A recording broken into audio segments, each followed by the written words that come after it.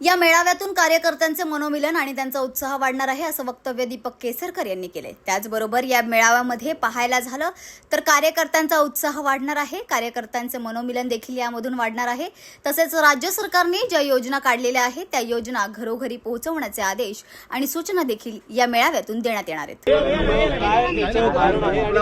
मेळाव्यामध्ये आज कोणाकोणाचं मार्गदर्शन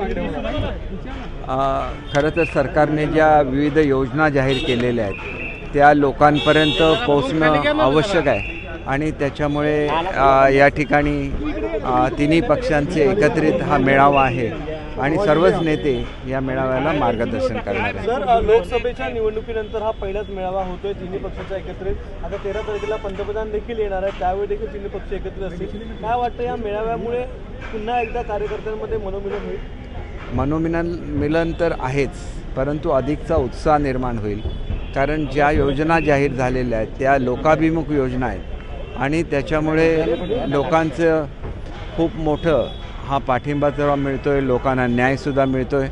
परंतु आम्ही नेहमी खूप चांगलं काम करतो, परंतु लोकांपर्यंत ते पोचतंच असं काय नाही आणि लोकांपर्यंत ह्या योजना पोचल्या तर लोकांना त्याचा लाभ घेता येईल आणि त्या दृष्टीनेच हे मार्गदर्शन आहे। विधानसभा निवडणुकीत बुलाई गई है, वो किस संदर्भ में बुलाई गई है और क्या कुछ आज के टॉपिक ऑफ डिस्कशन रहेंगे?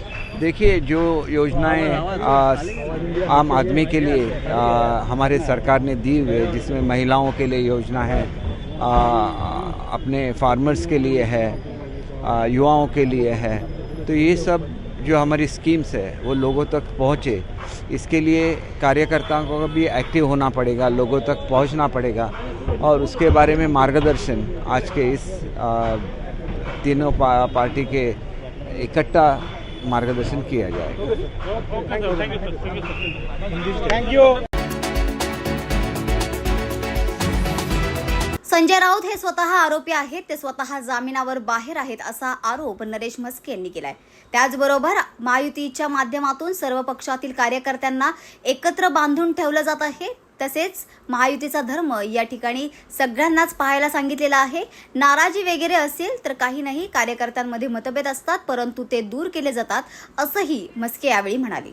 ये कुछ कर नहीं सकते, लोगों के लिए, बहनों के लिए ये योजना माननीय मुख्यमंत्री एकनाथ शिंदे साहब, देवेंद्र फडणवीस साहब और अजीत दादा और पूरा राज्य सरकार ने लोगों के लिए लाई है, तो लोग उनका स्वागत करें। आप पूरे देखो महाराष्ट्र में, और इसीलिए उनकी फट गई है, वो डर गए हैं, इसीलिए इसी तरह की बातें करते हैं। शेवटच्या प्रश्नाच्या नावाबद्दल अनेक कायदेतज्ञांनी विश्वास दिलाय की हे विधानसभेच्या निवडणुकीच्या आधी ठाकरेंकडे हे दोन पक्षांनी निवडणूक आयोगाने जो निर्णय दिलेला आहे त्याचा आम्ही स्वागत करतो।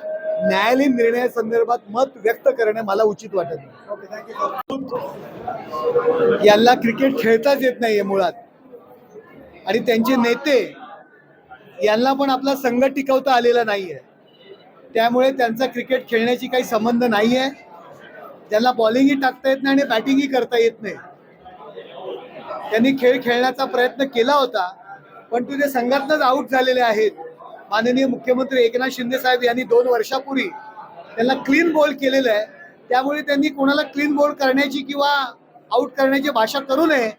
ते ऑलरेडी या सत्तेतनं आऊट झालेले आहेत, त्यांनी पुन्हा सत्तेमध्ये येऊन 11 खेळाडूंमध्ये त्यांचा समावेश होऊ शकत नाही, कारण ते बाद झालेले आहेत आणि बाद झालेल्या खेळाडूंना पुन्हा संघात घेतलं जात नाही। रवींद्र वायकरांवरती टीका करण्यात आलेली होती, त्यानंतर त्यांना क्लीन चिट दिली आहे। आता सुदैव आरोप करतात की फक्त राऊतला क्लीन चिट देण्याचं सरकारचं या ठिकाणी जे संजय राऊत स्वतः आरोपी आहेत आणि जामीनवर बाहेर आलेले आहेत, त्यांनी अशा पद्धतीच्या गमजा मारू नयेत।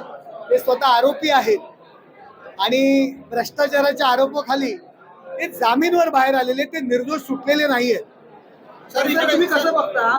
रवींद्र वायकर काही दिवसांपूर्वी ठाकरे गटामध्ये होते, तेव्हा प्रचंड आरोप झाले होते, मात्र काही दिवसांमध्ये ते शिंदे गटामध्ये आले, शिवसेनेमध्ये आले आणि त्यानंतर हे बघा, पोलिसांनी ती चौकशी केलेली आहे आणि त्याच्यामध्ये जर ते निर्दोष जर आढळत असतील तर पोलिसी तपासाचा तो भाग आहे। कारण त्यांनी स्वतःहून आधी खंत व्यक्त केली होती की माझ्यावरती आरोप होत आहेत, त्यामुळे मी माझ्या मला काय याची कल्पना नाही त्यांनी कधी काय आरोप केले, ते आता आमचे खासदार आहेत एवढं मला माहिती आहे। सर, एकीकडे महाविकास आघाडी सरकार येण्याच्या आधी काँग्रेसने मुख्यमंत्री पदासाठी जे आहे लॉबिंग सुरू केलेली आहे, तिकडे बाळासाहेब थोरातांची मुख्यमंत्री बाळासाहेब थोरात हे महाविकास आघाडीचे उमेदवार असतील, सरकार येण्याच्या आधीच त्यांचा अधिकार आहे, त्यांच्या जागा जास्त आलेल्या आहेत आणि त्यांच्या मतांवर इतर लोक निवडून आलेले आहेत.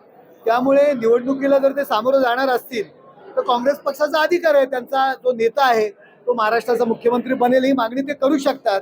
पण ज्यांचा अधिकार नाही आहे, ज्यांचे स्वतःचे किती खासदार निवडून आले तुम्हाला माहिती आहे आणि कोणाच्या जीवावर आलेले आहेत, त्या अर्ध्या हळकुंडाने पिवळे झालेले आणि स्वतः मुख्यमंत्री बनणार म्हणून ते बोलतायत.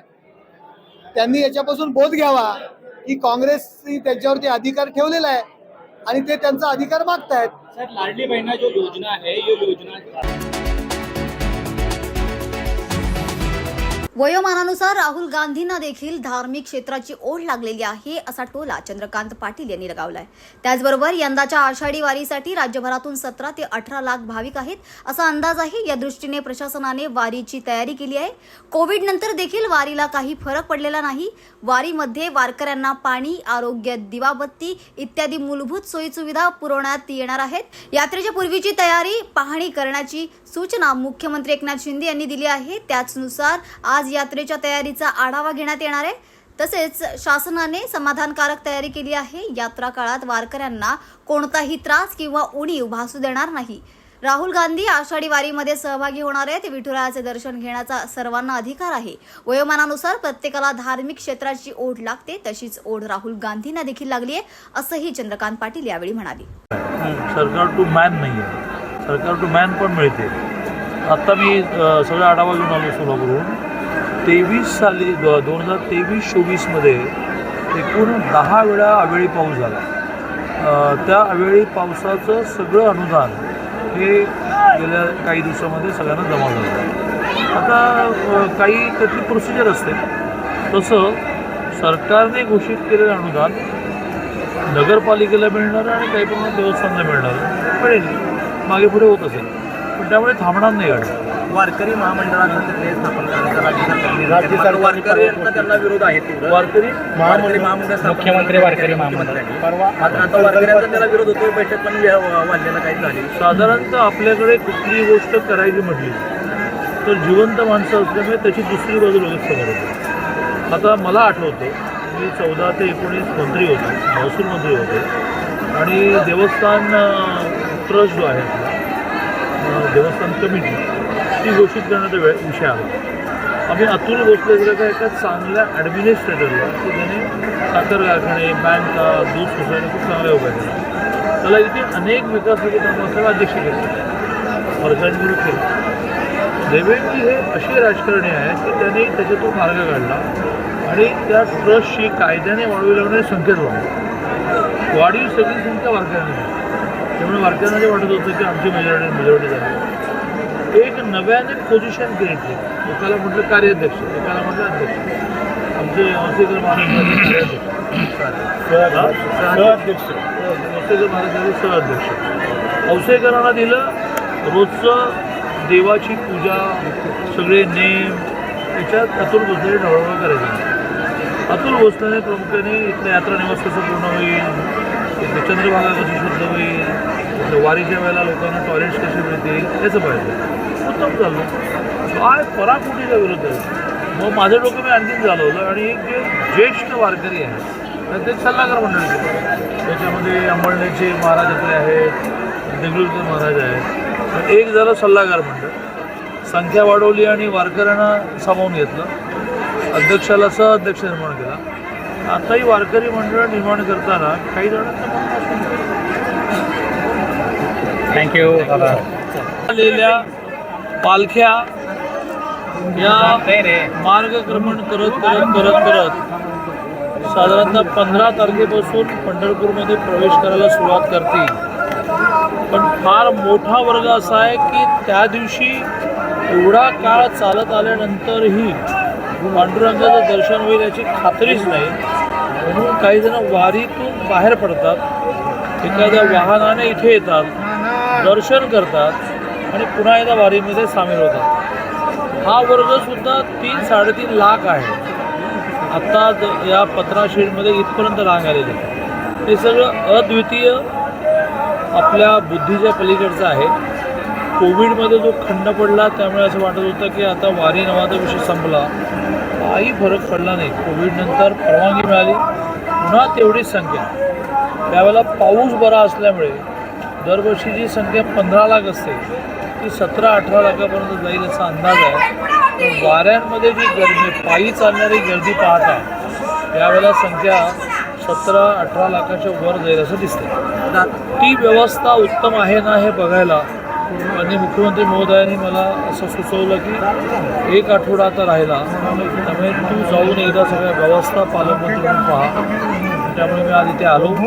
15 शेड हा मेन स्पॉट आहे की ज्या ठिकाणी रांग सुरू होते. ते बघून आता अशा सगळ्या म्हणजे चंद्रभागेपासून सगळ्या स्पॉटवर जाऊन कॉलेज नीट आहेत ना, चंद्रभागेमध्ये पाणी पोचतं आहे ना उजनीमधलं, अशा सगळ्या गोष्टी आज पाहण्याचा प्रयत्न. गर्दी वाढती आहे दादा. कोण राहुल गांधी पायी चालत येणार अशी चर्चा आहे. सोलापूर जिल्ह्यामध्ये पालख्यांचं आगमन झाल्यानंतर त्यांचा दौरा प्रस्तावित आहे. काही वारकऱ्यांनी विरोध केलेला आहे, त्यामुळे पण पायी चालत आलं तर सुरक्षेचा प्रश्न निर्माण होईल. प्रशासन म्हणून काय असं आहे की अशी कोणाची इच्छा असेल, उशिरा निर्माण झालेली का होईना इच्छा असेल, एकूणच आपल्या मनुष्य जीवनामध्ये जसं जसं वय जातं तसं तसं परमेश्वराची आस निर्माण होते.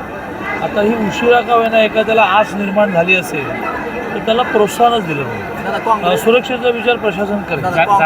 काँग्रेसने 288 मतदारसंघातून इच्छुकांचे अर्ज मागवले. सोबत 10,000ची पक्ष देणगी सुद्धा त्यांनी मागून घेतली. 16चा थोडक्यात त्यांनी तयारी सुरू केली. असं आहे की अचानक लॉटरी लागली. लोकसभेमध्ये 1चे 13 आणि अपक्षाने पाठींबेला 14 झाले. त्यामुळे आता कुठे ठेवू आणि कुठे नको, कुठे ठेवू आणि कुठे नको असं त्यांना पक्षाचं झालं आहे. मग असं ज्यावेळेला कुठे ठेवू आणि कुठे नको असं हवेमध्ये जेव्हा माणूस आला लागतो तर 288 जागा काय सुचतात, एकला चालू रे काय सुचतं, ठीक आहे. पण त्यांच्या पक्षावर एवढीसुद्धा टीकामी करणं बरोबर नाही. प्रत्येकाची आपली पार्टी आहे, त्याचे म्हणून काही नियम आहेत. आम्ही मात्र महायुतीने असं ठरवलेलं आहे की आमची त्रिमूर्ती जी आहे, एकनाथजी, देवेंद्रजी आणि अजितदादा, ते बसून एकदा ठरवतील की कोणाच्या किती जागा, आणि त्यामुळे आम्ही महायुती म्हणूनच लढणार आहोत. मनोज जरांगेने आज मराठवाड्यात परत एकदा यात्रा काढली होती, शांती मार्च. असं आहे की मनोज जरांगे पाटलांना सरकार वारंवार हे आव्हान करतं आहे की जी सगळे सोयऱ्यांची अधिसूचना काढली आहे, जी त्याने ड्राफ्ट केली, असं नाही की सरकारने थोपली आहे.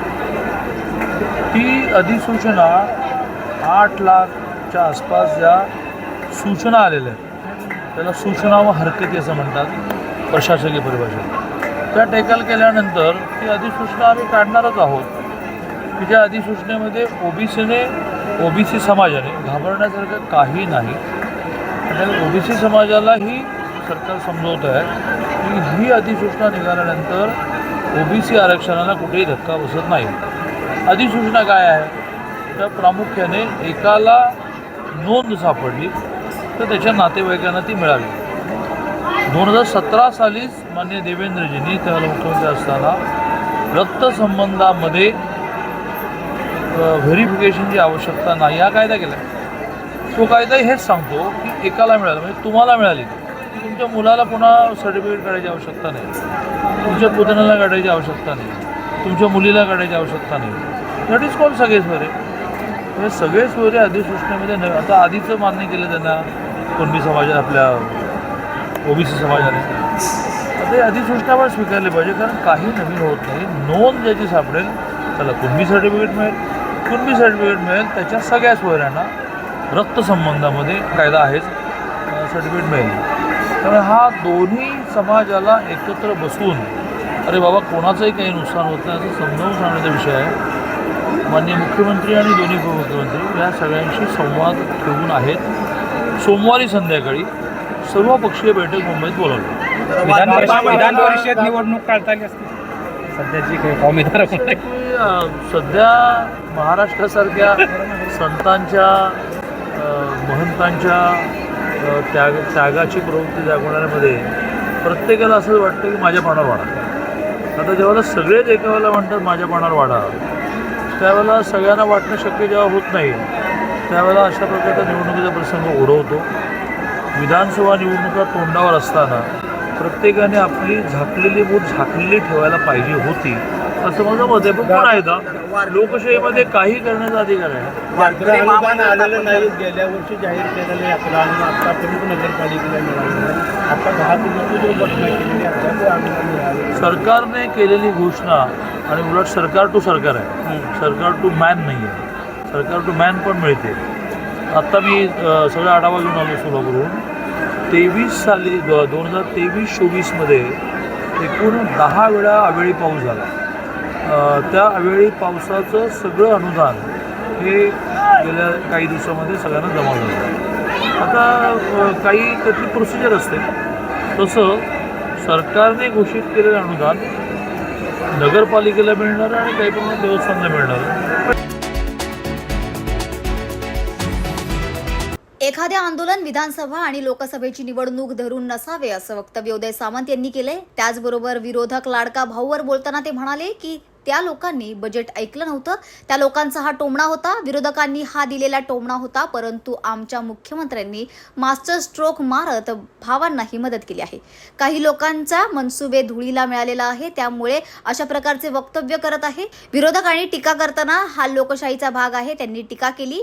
मात्र एखादे आंदोलन विधानसभा आणि लोकसभेची निवडणूक धरून नसावे. मराठ्यांसाठी जो अध्यादेश काढलेला आहे त्याचा 100% लोकांनी स्वागत केले पाहिजे. 10% टिकणारा आरक्षण मराठा समाजाला मिळालेलं आहे. हे करत असताना ओबीसीवर अन्याय होणार नाही याची दक्षता सरकारने घेतली आहे, असंही ते यावेळी म्हणाले. आणि कार्यकर्त्यांना या संदर्भातली सगळी माहिती देण्यासाठी महामेळावा होतो.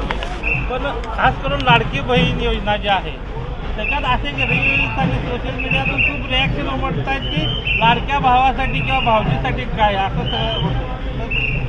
नाही, रील्स म्हणण्यापेक्षा हे काही आमच्या आजूबाजूला आमचे विरोधक ते रोज सकाळ संध्याकाळ आम्हाला टोमणे मारतात. त्याच्यातला तो आदल्या दिवशीचा टोमणा होता. हे बजेट ज्यांनी ऐकलं नव्हतं त्यांचा तो आदल्या दिवशीचा टोमणा होता. परंतु आमच्या अर्थमंत्र्यांनी असा काही मास्टर स्ट्रोक मारला आहे की आमच्या भावांना देखील मदत केलेली आहे. जे युवक अतिशय चांगल्या पद्धतीनं शिकण्याचा प्रयत्न करतील, प्रशिक्षण घेण्याचा प्रयत्न करतील, त्यांना देखील 6,000 रुपये, 8,000 रुपये आणि 10,000 रुपये स्टायपंड दरमहा देण्याचा निर्णय हा आमच्या सरकारनं घेतलेला आहे. त्याला 14,000 कोटी रुपयाची तरतूद केलेली आहे. महिला भगिनींसाठी आम्ही जवळजवळ 46,000 कोटीची तरतूद केलेली आहे. आणि सगळ्यात महत्त्वाचं तुम्ही आम्ही ज्यांच्या जीवावर 2 वेळेचं जेवतो त्या शेतकऱ्यांच्या 7.5 हॉर्सपॉवरपर्यंतच्या पंपाचं बिल देखील आमच्या सरकारनं माफ केलेलं आहे. आणि म्हणून मला असं वाटतं काही लोकांना पोळसू उठलेलं आहे, काही लोकांचे मनसुबे हे धुळेला मिळालेले आहेत, त्याच्यामुळे ही टीका टिप्पणी होत असते. संजय राऊत असं म्हटले रवींद्र वेकरांना ज्या पद्धतीने क्लीन चिट दिली, हे सरकार फक्त आता दाऊदला क्लीन चिट द्यायचं बाकी आहे असं त्यांनी टीका केली. विरोधकांनी टीका करणं हा लोकशाहीतला एक भाग आहे. आता ज्यांनी आमच्यावर टीका केली त्यांनी जर एकनाथ शिंदे साहेबांचं कौतुक केलं तर ते देखील एकनाथ शिंदे साहेबांच्या संपर्कात आहेत असं होईल. त्याच्यामुळं मला असं वाटतं की कोण काय म्हणतं याच्यापेक्षा आम्ही प्रामाणिकपणे विकासाची कामं करतोय, लोकांपर्यंत पोहोचण्याचं काम करतोय, महिला भगिनींचे प्रश्न सोडवतोय, युवा वर्गाचे प्रश्न सोडवतोय, वरिष्ठांचे प्रश्न सोडवतोय.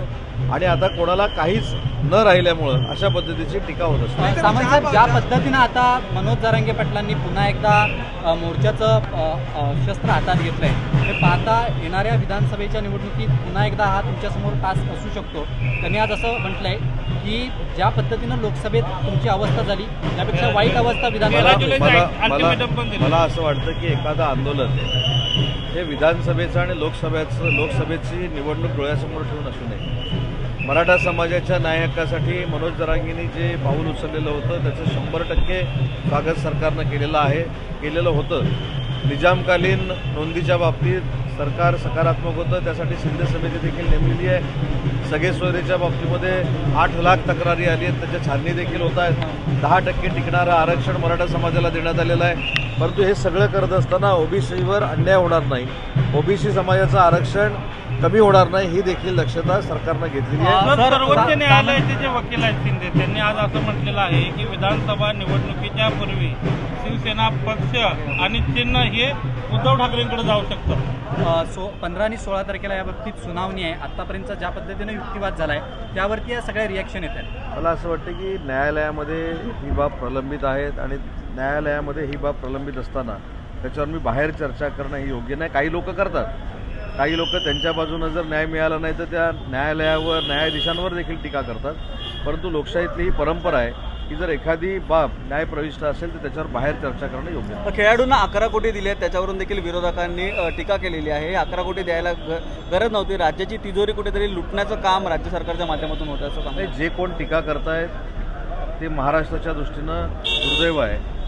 कारण महाराष्ट्राच्या जनतेनं, महाराष्ट्राच्या लोकांनी, मुंबईकरांनी विश्वचषक आणल्यामुळं जे काही प्रेम केलेलं आहे आपल्या इंडियाच्या टीमवर, भारताच्या संघावर, त्याला ते बक्षीस दिलेलं आहे. जे 11 कोटी रुपये दिलेले आहेत त्याच्यामुळे त्यांचं फार मोठं भलं होणार आहे आणि अजून काही त्यांच्या बाबतीमध्ये घडणार आहे अशातला भाग नाही.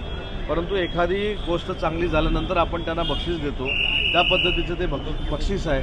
आणि 14 कोटी जनतेच्या वतीनं पालक म्हणून सरकारनं दिलेले ते बक्षीस आहे, त्याच्यावर तरी टीका टिप्पणी करू नये, कारण देशप्रेमापोटी दिलेले ते बक्षीस आहे. पण सर, राज्यात एका ठिकाणी शेतकऱ्यांच्या आत्महत्येच्या संख्येत वाढ होते, मात्र सरकार अशी निधी देऊन, असे बक्षीस देऊन स्वतःची पाठ थोपटतंय असं विरोधी पक्ष नेते काही म्हणू देत. विरोधी पक्षनेते काय म्हणतात याच्यापेक्षा जे बक्षीस आपण गावातल्या खेळाडूंना देखील बक्षीस देतो. गावातले खेळाडू जर तालुक्या स्तरावर चमकले तर ग्रामपंचायत तिथली बक्षीस देते.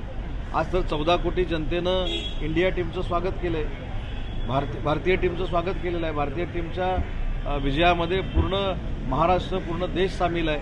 आणि म्हणून भारताच्या टीमनं जर विजयोत्सव साजरा करण्याची संधी देशवासियांना दिली असेल, महाराष्ट्रातल्या जनतेला दिली असेल, तर त्यांना 11 कोटी रुपयाचं बक्षीस दिलेलं आहे. म्हणून म्हटलं, देशभक्ती जर मनामध्ये असेल तर अशा पद्धतीचे प्रश्न निर्माण होत नाहीत. परंतु शेतकऱ्यांबद्दल 100% आमची भूमिका ही सकारात्मक असल्यामुळं 7.5 हॉर्सपॉवरपर्यंतच्या पंपांचं वीज बिल आम्ही माफ केलेलं आहे. सर, इकडे एक सगळ्यात महत्त्वाचा प्रश्न, मुख्यमंत्र्यांकडे सामाजिक न्याय खातं आहे. सामाजिक न्याय खात्यामध्ये मागच्या आठवड्यात ऑर्डर निघाली, जाहिरातीसाठी 170 कोटीचं काम दिलं गेलं आहे. आणि ते जे पैसे आहेत थेट ज्या लाभाच्या योजना आहेत, म्हणजे संजय गांधी निराधार योजना असेल किंवा अशा वेगवेगळ्या थेट लाभाच्या योजनेतले पैसे जाहिरातीवर खर्च केले जाणार आहे. तर जाहिरात महत्त्वाची आहे, लोकांना लाभ मिळणं महत्त्वाचं आहे. घाबरलो मी, मला वाटलं आता काय गडबड होते की काय. सामाजिक न्याय खातं जरी मुख्यमंत्री मोदयांकडे असलं तरी त्याची पूर्ण माहिती ही माझ्यासारखा कार्यकर्ता नक्की घेईल. आणि मुख्यमंत्री, राज्याचे मुख्यमंत्री हे संवेदनशील आहे. अशा प्रकारचे कुठचंही बाब घडणार नाही याची मला पूर्ण खात्री आहे. परंतु याच्यातनं माहिती घेऊनच बोललेलं योग्य ठरेल. परंतु महत्त्वाची गोष्ट की सामाजिक न्याय असेल किंवा महाराष्ट्रातील अनेक समाज घटक असतील, त्यांच्यासाठी सरकार काम करतंय, त्यांना न्याय देण्याची भूमिका घेते. सर, इकडे काँग्रेसमध्ये आताच मुख्यमंत्री पदासाठी लॉबिंग सुरू झाली आणि बाळासाहेब थोरातांची मुलगी सुद्धा म्हटली की बाळासाहेब थोरात मुख्यमंत्री असतील पुढचे. मला असं वाटतं की जे होणारच नाही त्याच्याबद्दल स्वप्न बघायला काय फरक पडतो अशातला मला भाग नाही मला वाटत नाही. काँग्रेस पक्षाचे जे उमेदवार जाहीर होतील ते सगळेच मुख्यमंत्री पदाच्या रेसमध्ये असतील, कारण त्यांना काही जिंकायचं नाही, त्यांना काही मुख्यमंत्री व्हायचं नाही. त्याच्यामुळे जो काय कोटा महाविकास आघाडीचा काँग्रेस पक्षाकडे येईल ते काँग्रेस पक्षाचा प्रत्येक आमदार सांगेल की मला मुख्यमंत्री व्हायचं आहे. उबाठाचा कोटा ज्यांना मिळेल ते प्रत्येक लोक सांगतील मला मुख्यमंत्री व्हायचं आहे. आणि शरद पवार साहेबांच्या राष्ट्रवादीच्या आमदारांच्या निवडणुकीत कळे असं अंबादास दानवेंनी म्हटलेलं आहे. काल एकनाथ शिंदेचं म्हटलं त्याला पलटवार केलं. मला असं वाटतं की दानवे साहेबांनाही म्हटलं पाहिजे, कारण ते देखील जहाल आहेत, ते देखील आक्रमक आहेत, हे मातोश्रीपर्यंत पोचलं पाहिजे. म्हणून दानवे साहेबांचं हे वक्तव्य असावं. पण दानवे साहेबांना देखील मनापासून माहिती आहे, त्यांच्या देखील मनात 100% त्यांनी फायनल केलेलं आहे की सरकार महायुतीचंच येणार आहे.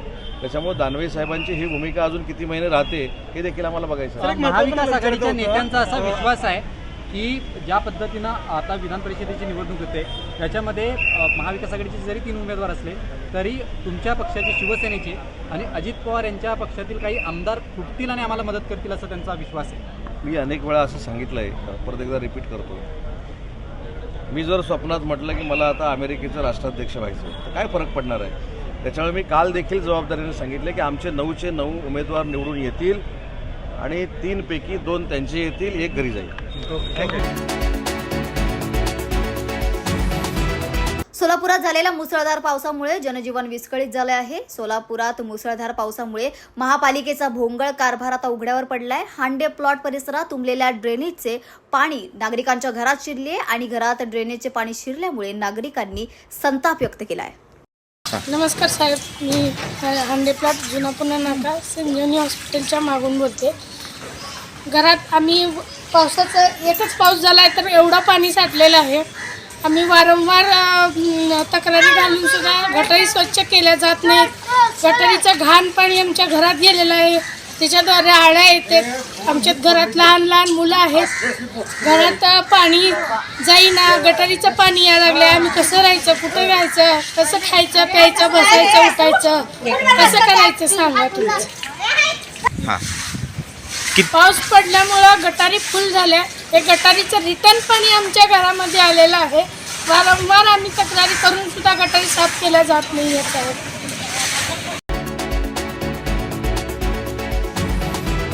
विधानसभेत महायुती 200चा आकडा पार करणार असा दावा योगेश कदम यांनी केलाय. त्याचबरोबर महायुतीच्या मेळाव्यात सर्व कार्यकर्त्यांचा उत्साह द्विगुणित होणार आहे. महाविकास आघाडीच्या लोकांनी लोकसभेच्या निवडणुकीत अपप्रचार केल्यामुळे त्यांना विजय मिळाला होता, परंतु आता सर्व जनतेला माहीत आहे, त्यांनी जनतेने या लोकांना ओळखलेलं आहे. येणाऱ्या विधानसभेत 200चा आकडा आता पार करू असंही ते यावेळी म्हणाले. पहिल्यांदा महायुतीचे सर्व कार्यकर्ते एकत्र येत आहेत आणि विधानसभेच्या तेराला मी लागलो आहे. लोकसभेच्या निवडणुकीचा निकाल पाहता 125 ते 127 सीट्सवरती आम्हाला आघाडी आहे आणि हा आकडा आम्हाला विश्वास आहे आम्ही जवळपास 200च्या पार आम्ही घेऊन जाऊ. म्हणजे वाईट परिस्थितीमध्ये 125 सीटांमध्ये आम्हाला लीड आहे आणि अशा वेळेला नक्कीच विधानसभेच्या निवडणुकीला अजून 3 महिने आहेत. मागच्या आता काही दिवसापूर्वी जो अर्थसंकल्प अजितदारांनी मांडला, महायुतीने मांडला, त्या अर्थसंकल्पामध्ये ज्या योजना महिलांसाठी खास करून ज्या महायुतीने आम्ही जाहीर केलेल्या आहेत, नक्कीच त्याचा चांगला प्रतिसाद हा जनतेचा आम्हाला मिळतो आहे. आणि अन्यही योजना ज्या गेल्या 2 वर्षापासून महायुती सरकारने आम्ही आणल्याच्यानंतर एक चांगलं वातावरण महायुतीच्या सर्व कार्यकर्त्यांमध्ये आम्हाला पाहायला मिळतं, चांगला उत्साह पाहायला मिळतो आहे महाराष्ट्राच्या जनतेमध्ये. आणि म्हणून आम्हाला विश्वास आहे की आजपासूनच एक चांगलं कोऑर्डिनेशन राहावं, महायुतीच्या सर्व तळागाळातल्या सर्व कार्यकर्त्यांनी एकत्र मिळून काम करावं, ह्यासाठीची आजची ही बैठक आहे. आणि ज्या काही योजना सरकारच्या मार्फत महाराष्ट्रामध्ये लागू केल्या जात आहेत त्या देखील आपण एकत्र मिळून त्या जनतेपर्यंत पोहोचल्या पाहिजेत, यासाठी आजची बैठक सर, आहे. हिंदी में बता दीजिए कि आज की जो बैठक बुलाई गई है वो किस तथ्यों पर बुलाई गई है और क्या कुछ एजेंडा रहे. लोकसभा के इलेक्शन के बाद budget deputy CM Ajit Dada ने जो सादर किया, उसके बाद में महाराष्ट्र में एक महायुति के हिसाब से अच्छा माहौल देखने मिल रहा है. पहली बार हम सब कार्यकर्ता एक साथ में आके आज ज़रूर अगली जो विधानसभा की जो इलेक्शन आएंगे उसमें 125 सीट में हम लोकसभा के इलेक्शन में हम लोग आगे हैं, लेकिन अगले 3 महीने में साथ में काम करके ये आंकड़ा में 200 के पार लेके जाना है. इसलिए आज की बैठक है.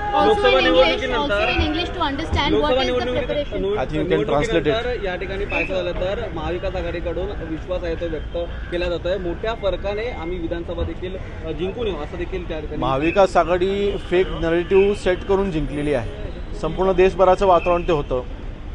मुस्लिम समाजामध्ये जो गैरसमज पसरवला गेला होता, बौद्ध समाजामध्ये संविधान बाबासाहेबांचं हे रद्द केलं जाणार आहे म्हणून आरक्षण आपलं रद्द होणार आहे, हे हा गैरसमज जो पसरवला गेला होता त्याला आता मला वाटतं जनतेला आता खरं समजलेलं आहे. आणि म्हणून ज्या योजना महाराष्ट्र सरकारने गेल्या 2.5 वर्षामध्ये लागू केलेल्या आहेत, त्यानंतर आज मला वाटतं जनतेचा पुन्हा महायुतीवरतीच विश्वास हा दृढ झालेला आहे. आणि त्यानंतर आमचा विश्वास आहे की येणाऱ्या विधानसभेच्या निवडणुकीमध्ये आम्ही 200चा आकडा आम्ही सहज पार करू, आमचा विश्वास आहे. धन्यवाद. जनता माझ्यासोबत होती, त्यामुळे पक्षाला देखील मला तिकीट द्यावं लागलं, असं वक्तव्य रक्षा खडसे यांनी केले. त्याचबरोबर मतदारसंघातील नागरिकांमुळे मी तिसऱ्यांदा खासदार झाले व त्यांच्यामुळेच मंत्री झाले. त्यावेळेस जनता माझ्यासोबत होती, त्यामुळे पक्षाला देखील मला तिकीट द्यावं लागलं. मतदार माझ्यासोबत असल्यानं माझा विजय झाला व मी मंत्री झाले. हे संपूर्ण श्रेय मतदारसंघातील नागरिकांचं आहे. मी आतापर्यंत शेतकऱ्यांसाठी व महिलांसाठी काम करीत आलेली आहे. मला मिळालेली मंत्रीपद युवक कल्याण व क्रीडा आहे. ते जरी नवीन असलं तरी मी याची संपूर्ण माहिती घेऊन मतदारसंघाचा विकास करेल, क्रीडा विभागातील काम करेल. जळगाव जिल्ह्याच्या विकासासाठी नाथाभाऊ व गिरीश भाऊ यांनी एकत्र यावं यासाठी मी देखील प्रयत्न करणार आहे, असंही रक्षा खडसे यावेळी म्हणाल्या. मंत्रिपद मिळाल्यानंतर चोपडा विधानसभेमध्ये आज आपण बघितलं असेल की निवडणूक झाल्यानंतर, निकालानंतर आणि मंत्रीपद मिळाल्यानंतर पहिला मतदारसंघातला दौरा मी सुरू केलेला आहे. तो चोपडा तालुक्यापासून सुरू केलेला आहे.